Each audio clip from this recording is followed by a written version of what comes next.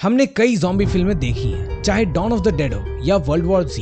इन सब फिल्मों में ज़ॉम्बी एपोकलिप्स तो हमने सब में देखा है, पर सभी फिल्मों के ज़ॉम्बीज अलग अलग तरह के होते हैं। कुछ तेजी से दौड़ने वाले तो वहीं कुछ धीरे धीरे। और ज़ॉम्बी एपोकलिप्स जैसे वक्त में अगर हमें सर्वाइव करना है तो हमें ये जान लेना चाहिए कि कितने तरह के ज़ॉम्बीज ज़ॉम्बी यूनिवर्स में होते हैं। और कुछ ज़ॉम्बी से बचने का तरीका तो खुद यूएसए मिलिट्री ने भी अपने वेबसाइट पर ऑफिशियली मेंशन किया है। तो आखिर कितने तरह के ज़ॉम्बीज होते हैं, किस ज़ॉम्बी की क्या एबिलिटी है और हमें इनसे कैसे बचना है, तो थोड़ा इंतजार करो, इन सवालों का जवाब देगा ये मंदबुद्धि बालक। वैसे तो अभी तक ज़ॉम्बी से रिलेटेड ढेरों फिल्में और गेम्स आई हैं और हम कह सकते हैं कि जितने फिल्म और गेम्स हैं सबके ज़ॉम्बीज अपने आप में थोड़े यूनिक हैं। इसलिए मेजरली मैंने 5 टाइप के ज़ॉम्बीज को इस लिस्ट में शामिल किया है, जिनमें से कुछ के बारे में खुद यूएसए मिलिट्री ने भी मेंशन किया है, तो वहीं कुछ काफी ज्यादा बार फिल्मों में दिखाए गए हैं। Number 5, generic zombies. ये ज़ॉम्बीज काफी ज्यादा ह्यूमन फ्लेश को खाने के लिए एग्रेसिव होते हैं। इनके पास दिमाग नहीं होता है। कई फिल्मों में इनके ओरिजिन को नहीं दिखाया गया है, पर ज्यादातर फिल्मों में यही ज़ॉम्बीज होते हैं।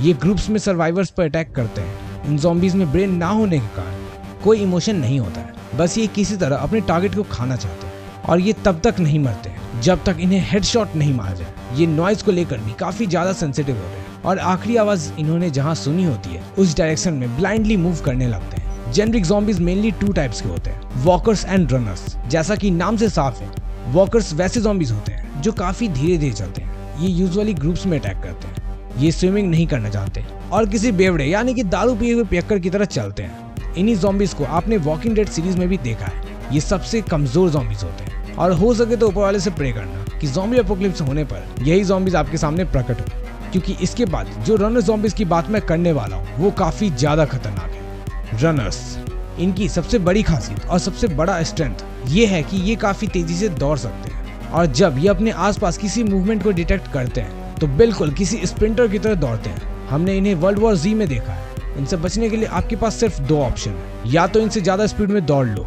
जो कि 90% लोगों के लिए इम्पॉसिबल है, या फिर हेडशॉट। कितने भी ऊंचे दीवार से घिरे होने के बावजूद ये एक दूसरे को सीढ़ी की तरह यूज करके चढ़ जाते हैं और इनके स्पीड को कम करने के लिए आप सिर्फ इनके पैर को जख्मी कर सकते हैं। पर खैर उसके बाद भी ये जिंदा रहेंगे और क्रॉल करते हुए आप पर अटैक करेंगे। और अब इन ज़ॉम्बीज को नया नाम दिया जाता है जो कि है एंकल बाइटर्स। ये आपके पैरों पर हमला करते हैं, तो इनसे स्पेशली थोड़ा ज्यादा सावधान रहना, क्योंकि आपको पता भी नहीं चलेगा कि कब किसी मुर्दे के अंदर से एंकल बाइटर्स आप पर अटैक कर दे। क्योंकि ज़ॉम्बी एपोकलिप्स में इतने डेड बॉडीज के बीच एंकल बाइटर्स पर नजर रखना काफी मुश्किल होता है। लेकिन जेनरिक ज़ॉम्बीज की एक अच्छी बात यह है कि इनके काटने के बाद आप ज़ॉम्बीज बनते हो और बाकी किसी तरह से ये आपको इन्फेक्ट नहीं कर सकते। Number 4, pathogenic zombies.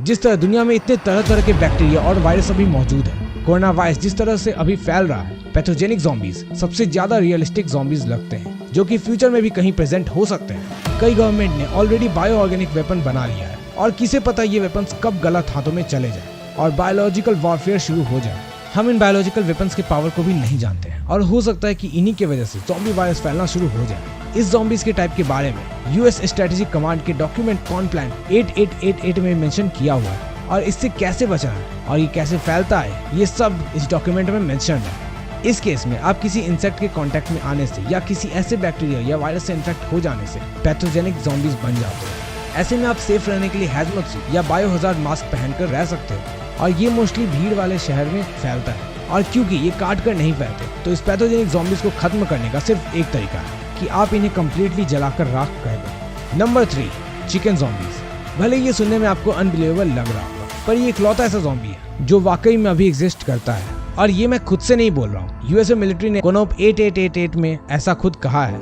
ये वैसे चिकन होते हैं जिन्हें कार्बन मोनोऑक्साइड पॉइजनिंग के जरिए मार दिया जाता है जब वो और अंडे नहीं दे पाते। जब फार्मर्स अपना ये घटिया काम कर लेते हैं तब इन्हें लार्ज कंपोस्ट पिट में डाल दिया जाता है। इसके बाद बहुत से चिकन को डिकम्पोज करने के लिए छोड़ दिया जाता है, जिसमें कुछ मर जाते हैं पर कुछ चिकन अधमरे होते हैं। फार्मर्स के मुताबिक ये मुर्गे काफी लंबे देर के लिए पूरी तरह से बेजान होते हैं और उसके बाद ये ऑर्गन फेलियर से मरने से पहले वापस जिंदा हो जाते हैं। I know it sounds ridiculous but it's true. और ये इतना भयानक लगता है कि आप लोग चिकन खाना भूल जाओगे। यहाँ तक कि कई बार ऐसा देखा गया है कि ये चिकन कुछ वक्त तक बिना सर के घूमते रहते हैं। ऑब्वियसली चिकन ज़ॉम्बीज ह्यूमंस के लिए फिलहाल किसी तरह का खतरा नहीं है, पर ये स्ट्रेंज फेनोमेना कई बार लोगों को ऐसा सोचने पर मजबूर कर देता है कि क्या हम वाकई में मरने के बाद जिंदा हो सकते हैं। खैर इस टॉपिक पर मैंने एक डिफरेंट वीडियो बनाई है, आप आई बटन पर क्लिक करके देख लेना। Number 2, space zombies. ऐसे कई सबूत मिले हैं जिससे ये कहा जा सकता है कि एस्टेरॉइड्स और मीटियोराइट से लाइफ और माइक्रो ऑर्गेनिज्म ट्रैवल कर सकते हैं, और इस केस में आप ये उम्मीद कर सकते हैं कि इन फ्यूचर ऐसे ज़ॉम्बीज भी देखने को मिल जाएं, या मीटियोराइट्स के कारण कोई ऐसा ऑर्गेनिज्म धरती पर आ जाए जो हमें ज़ॉम्बीज में बदल दे। मैंने रॉकेट से माइक्रो ऑर्गेनिज्म के ट्रैवल करने से रिलेटेड एक डिफरेंट वीडियो बनाई है, आप उसे आई बटन पर क्लिक करके देख लेना। बट इन शॉर्ट हम ये पहले से जानते हैं कि एस्ट्रोनॉट्स के स्पेस से वापस आने पर उन्हें कुछ दिनों के लिए क्वारंटीन किया जाता है, और ऐसा इसलिए ही होता है कि अगर उन एस्ट्रोनॉट्स के साथ कोई माइक्रो ऑर्गेनिज्म आ गया हो तो उसका पता लग जाए। और कई माइक्रो ऑर्गेनिज्म ऐसे होते हैं जो काफी हार्श कंडीशन में सर्वाइव कर सकते हैं, और इस स्पेस ज़ॉम्बी को भी यूएस के स्ट्रेटेजिक कमांड डॉक्यूमेंट में ऐड किया गया है। किसे पता कि कल स्पेस से क्या गिर जाए और एक नया ज़ॉम्बी एपोकलिप्स शुरू हो जाए। ये आपको शायद साइंस फिक्शन जैसा लग रहा होगा, पर एस्ट्रोनॉट्स ने स्पेस ज़ॉम्बीज पर रिसर्च पेपर पब्लिश किए हैं, और ऐसा भी हो सकता है कि जब एलियन अर्थ पर कब्जा करना चाह रहे हो तो वो ऐसा कोई बैक्टीरिया भेज दे जो ह्यूमन बींग्स को माइंडलेस डिसओरिएंटेड ज़ॉम्बीज बना दे। सो इससे बचने का सिर्फ एक ही तरीका है कि अगर आपके इलाके में स्पेस से कुछ गिरता है तो बिना गवर्नमेंट ऑफिशियल्स के खुद से एक्सप्लोर करने मत चले जाना। और अगर आप यहाँ तक आ गए हो तो इस वीडियो को लाइक और चैनल को सब्सक्राइब करना मत भूलना, और मुझे कुछ और टॉपिक सजेस्ट करो कि कैसे वीडियोस मुझे बनाने चाहिए। Number 1, resident evil zombies. ये फिल्म सीरीज अपने आप में काफी ज्यादा यूनिक है। टी वायरस, जी वायरस, टायरेंट, इतने सारी चीजें आपको इसमें दिख जाएंगी कि मैं एक्सप्लेन नहीं कर सकता।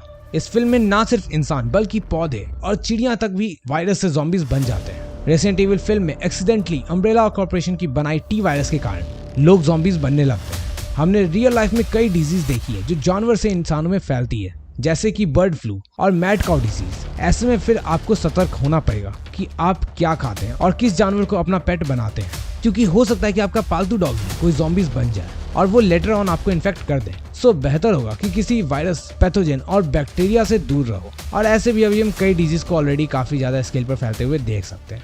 खैर, ज़ॉम्बीज वाकई में मजाक से कहीं ज्यादा है, इसलिए यूएसए मिलिट्री ने इससे बचने के लिए प्रॉपर प्लान बनाए हुए हैं, जिसे कॉन प्लान 8888 कहते हैं, और जिससे हम कैसे ज़ॉम्बी एपोकलिप्स में सर्वाइव कर सकते हैं ये जान सकते हैं। लेकिन ये हम किसी और वीडियो में देखेंगे। तुम लोग कहीं मत जाना, क्योंकि जाना वापस तो यहीं पे आना। और हाँ, मैं तो चला, सब्सक्राइब कर देना, ठीक है? बाय।